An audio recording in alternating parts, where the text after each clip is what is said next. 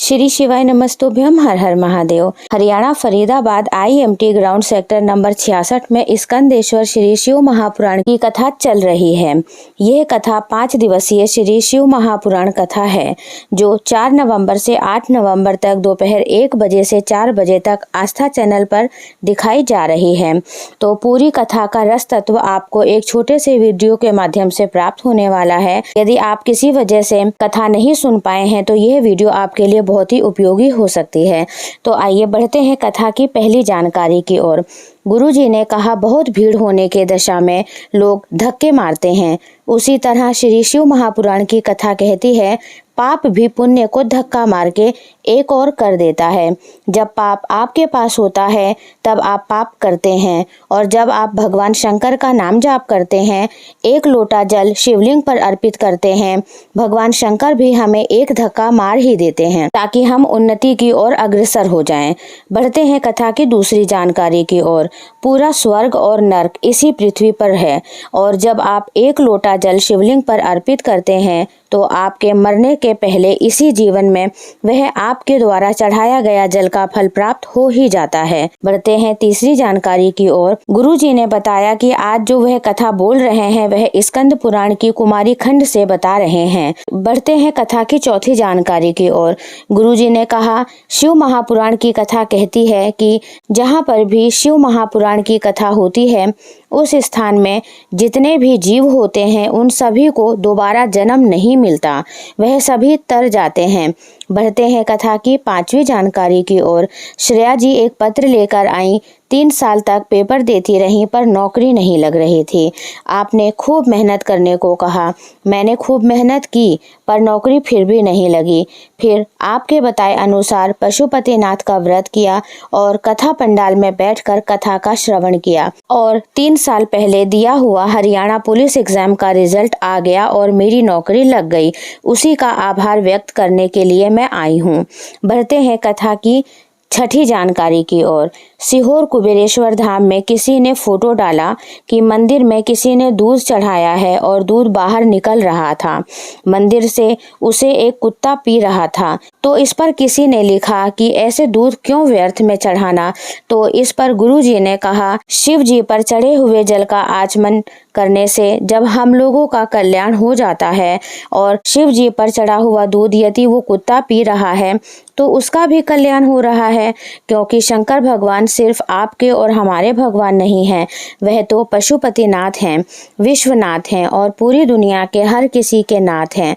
बढ़ते हैं आज की कथा की 7वीं जानकारी की ओर। शंकर भगवान के मंदिर में माता पार्वती हमेशा बैठी रहती हैं, आप सभी ने देखा है, पर उज्जैन महाकाल मंदिर में माता पार्वती बैठी नहीं है बल्कि वह खड़ी हुई नजर आती हैं। 8वीं जानकारी में गुरुजी ने बताया कि आप कुल देवी की पूजा करो या ना करो, कुल देवी रूठ ही जाती हैं।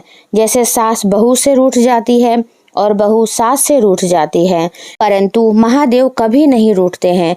अगर आपने जीवन में एक बार भी शिवलिंग पर 1 लोटा जल चढ़ाया है, यदि हम घर के शिवलिंग को 1 या 2 महीने के लिए छोड़कर चले भी जाते हैं तो भी हमारे भोलेनाथ कभी भी हमसे रुष्ट नहीं होते हैं, बल्कि हमें उनकी कृपा ही प्राप्त होती है। केवल 1 बेलपत्र अर्पित करके चले जाएं, 1 चावल का दाना अर्पित करके चले जाएं तो भी शिव जी की कृपा प्राप्त होती। बढ़ते हैं आज की कथा की 9वीं जानकारी की ओर। सुमन पांचाल जी पत्र लेकर आई। 10 साल से मेरे गर्भाशय में गठान थी। जब पता चला तो वह कैंसर का रूप ले चुकी थी, और कैंसर भी साधारण नहीं, पूरे शरीर में फैल चुका था। डॉक्टर ने ऑपरेशन को कह दिया और हमने दवाई लेकर ऑपरेशन की डेट भी ले ली। डॉक्टर से कहा कि मेरे कान में श्री शिवाय नमस्तुभ्यम चलता रहे और आप ऑपरेशन करते रहना, और हमने ऑपरेशन करा लिया, और बाबा की कृपा देखिए मैं बिल्कुल ठीक हो गई हूँ। उसी का आभार व्यक्त करने के लिए मैं आज कथा पंडाल में आई हूँ। और मेरी बेटी की भी नौकरी नहीं लग रही थी, जो बाबा के आशीर्वाद से लग गई है। मैंने पशुपतिनाथ का व्रत करने के लिए उसे कहा था और उसने किया, और उसकी बेंगलोर में SBI बैंक में सरकारी नौकरी लग गई है। उसी का आभार व्यक्त करने आए हैं। बढ़ते हैं कथा की 10वीं जानकारी की ओर। गुरुजी ने कहा कि हम किसी को भी कुबेरेश्वर धाम में भीख मांगने नहीं देते। हम बोलते हैं भोजन मिल रहा है, भोजन कर लो, और यदि तनख्वाह चाहिए तो काम कर लो, और वह काम के नाम पर ही भाग जाते हैं क्योंकि उन्हें केवल थोड़े से पैसे चाहिए जो वह भीख में ही कमा लेते हैं। बढ़ते हैं 11वीं जानकारी की ओर। सुनील चौहान जी पत्र लेकर आए। मेरा 12 वर्ष का बेटा दोस्तों के साथ नहर में चला गया और वह नहर में गिर गया और शांत हो गया। पूरा परिवार गम में डूब गया।